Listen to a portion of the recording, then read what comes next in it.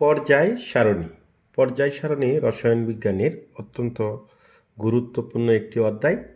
এই অধ্যায় থেকে অবশ্যই এসএসসি পরীক্ষা প্রশ্ন আসেই, এবং পর্যায় সারণীকে ছাত্ররা একটু কঠিন মনে করে পর্যায় সারণী থেকে দূরে থাকতে চায়। কিন্তু পর্যায় সারণী এমন একটি অধ্যায় যে এটা প্রশ্ন সাধারণত বদলে আসে কম, এবং সরাসরি অধ্যায় থেকে এই প্রশ্ন আসে। এজন্য পর্যায় সারণী কেউ যদি সুন্দর করে পড়াশোনা করে তাহলে সে অবশ্যই একটি প্রশ্ন 2026 সনে পেতে পারে। আমরা পর্যায় সারণী আজকে দেখব এবং শেষে আমাদের প্রশ্ন থাকবে, এবং যারা আমাদের এই ক্লাস দেখবেন তারা অবশ্যই ইনশাআল্লাহ উপকৃত হবেন। প্রথমত পর্যায় সারণী কী? যে সারণীতে মৌলসমূহকে স্থান দেওয়া হয় তাকে পর্যায় সারণী বা পিরিয়ডিক ল বলা হয়।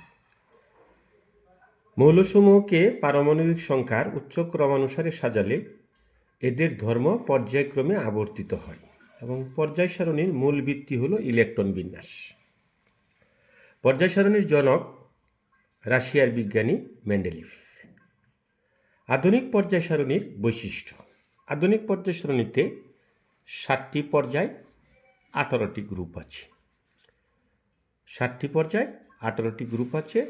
প্রথম পর্যায়ে মৌল আছে 2টি, দ্বিতীয় পর্যায়ে মৌল আছে 8টি, তৃতীয় পর্যায়ে মৌল আছে 8টি, চতুর্থ পর্যায়ে মৌল আছে 18টি, পঞ্চম পর্যায়ে মৌল আছে 18টি, ষষ্ঠ পর্যায়ে মৌল আছে 32টি, সপ্তম পর্যায়ে মৌল আছে 32টি। টোটাল 118টি মৌল আছে।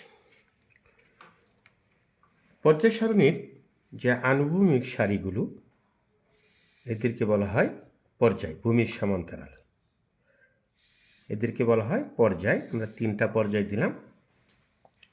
আর যে খাড়া বা উলম্ব এদেরকে বলা হয় গ্রুপ। আমরা 3টি গ্রুপ দিলাম। এ থেকে আজকে আলোচনা দেখব। প্রথম হাইড্রোজেন, হিলিয়াম। এখানে আছে lithium, sodium, potassium, rubidium, caesium, francium. এই যে 7টা মৌল, এরা গ্রুপ 1-এর মৌল, এবং প্রত্যেকটা পর্যায় এই 7টা মৌল দ্বারা শুরু হয়েছে। প্রথম পর্যায় শুরু হয়েছে হাইড্রোজেন দ্বারা, দ্বিতীয় পর্যায়ে লিথিয়াম দ্বারা, তৃতীয়টা সোডিয়াম দ্বারা, ইত্যাদি, এবং শেষ হয়েছে গ্রুপ 18 গিয়ে। 1 নম্বর গ্রুপের যে মৌলগুলো হাইড্রোজেন বাদে বাকি যে 6টি মৌল এদেরকে ক্ষার ধাতু বলা হয়, কেননা এরা পানির সাথে বিক্রিয়া করে ক্ষার উৎপন্ন করে। গ্রুপ 18-এর মৌল হল হিলিয়াম, নিয়ন, আর্গন, ক্রিপ্টন, জেনন, রেডন, এবং শেষে এটা নিয়ে মতবিরোধ আছে আনানোকটিয়াম আন্তর্জাতিক পদ্ধতিতে। তার আগে আছে fluorine, chlorine, bromine, iodine, astatine, ununseptium. আমরা যারা এসএসসি পরীক্ষা দিব তারা সাধারণত 1 থেকে 36 পর্যন্ত মৌলসমূহ, যাদের পারমাণবিক সংখ্যা 1 থেকে 36, এর ভিতরে স্টাডি করলে ইনশাআল্লাহ আমরা সকল প্রশ্নের উত্তর দিতে পারব। এটা হলো 1 নম্বর পর্যায়ে 2টি মৌল আছে, আর 2 নম্বর পর্যায়ে 8টি মৌল আছে। শুরু হয়েছে লিথিয়াম দিয়ে, শেষ হয়েছে নিয়ন দ্বারা। পরবর্তী মৌল হলো beryllium, boron, carbon, nitrogen, oxygen. সোডিয়ামের পরে magnesium, aluminium, silicon, phosphorus, sulphur. তাহলে আমরা এখানে 3টি গ্রুপ এবং 3টি পর্যায় নিয়ে সংক্ষিপ্ত আলোচনা করব। এ থেকে আমরা অনেক বিষয় সম্পর্কে ইনশাআল্লাহ অবগত হব। প্রথমত, একই গ্রুপের সকল মৌলের ধর্ম প্রায় অনুরূপ। যেমন আমরা যদি লক্ষ্য করি, এটা 17 নম্বর গ্রুপের মৌল, যে fluorine, chlorine, bromine, iodine, astatine, ununseptium, এদেরকে হ্যালোজেন বলা হয়। এদের প্রতীক X, সংকেত X2। কেন এদেরকে হিলোজেন বলা হয়? পরীক্ষা অনেক সময় আসে যে গ্রুপ 17 নম্বর গ্রুপের মৌলকে কেন হিলোজেন বলা হয়? কারণ হলো এরা সামুদ্রিক লবণ উৎপাদক।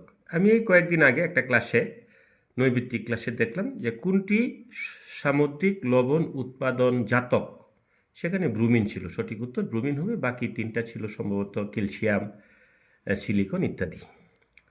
তো এখান থেকে নৈবিত্তিক আসে। আবার গ্রুপ 18 যদি আমরা লক্ষ্য করি, এটা 17 নম্বর গ্রুপ, তাহলে সেখানে আছে হিলিয়াম, নিয়ন, আর্গন, ক্রিপ্টন, জেনন, রেডন, আনান, অক্টিয়াম। এরা হলো নিষ্ক্রিয় মৌল।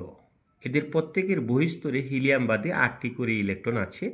আমরা জানি যে রাসায়নিক যে আসক্তি একটা মৌলের আর একটা মৌলের প্রতি, এটা মূলত ইলেকট্রনের প্রতি আসক্তির জন্য, এবং প্রত্যেকটা মৌল ইলেকট্রন ত্যাগ বা গ্রহণের পর গ্রুপ 18 মৌল এর নিষ্ক্রিয় মৌলের কাঠামো অর্জন করতে চায়। এটাকে 2-এর নিয়ম অথবা 8-এর নিয়ম বলা হয়। আবার এই গ্রুপটা যদি লক্ষ্য করি, এর আগেও বলছি যে এরা ক্ষার ধাতু, এবং 2 নাম্বার গ্রুপ যারা, তারা মৃত ক্ষার ধাতু।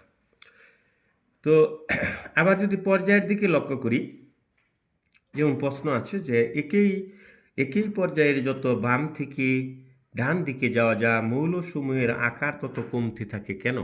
পরীক্ষায় এই ধরনের প্রশ্ন আসে। আবার এরকম প্রশ্ন আসে যে সোডিয়াম, ম্যাগনেসিয়াম, অ্যালুমিনিয়াম, এদের মধ্যে কোনটির আকার সবচেয়ে বড়, কোনটি সবচেয়ে আকার ছোট, ইত্যাদি প্রশ্ন আসে।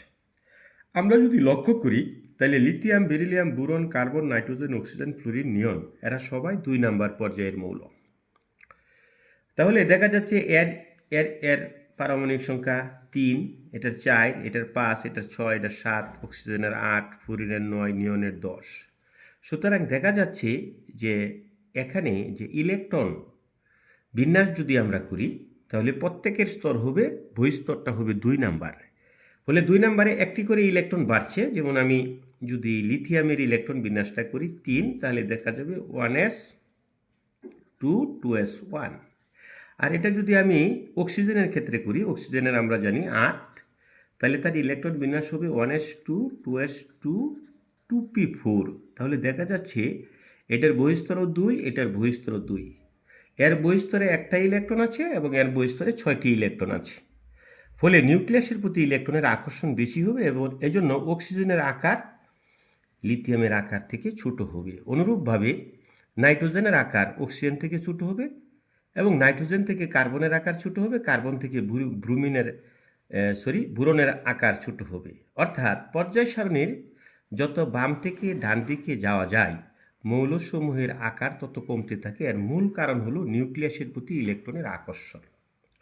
আবার একই গ্রুপের যত উপর থেকে নিচের দিকে যাওয়া যায়, মৌলসমূহের আকার তত বাড়তে থাকে। কারণ এটার বহিস্তর 1, এটার বহিস্তর 2, এটার বহিস্তর 3, এটার বহিস্তর 4, এটার বহিস্তর 5 ইত্যাদি, এটার বহিস্তর 7।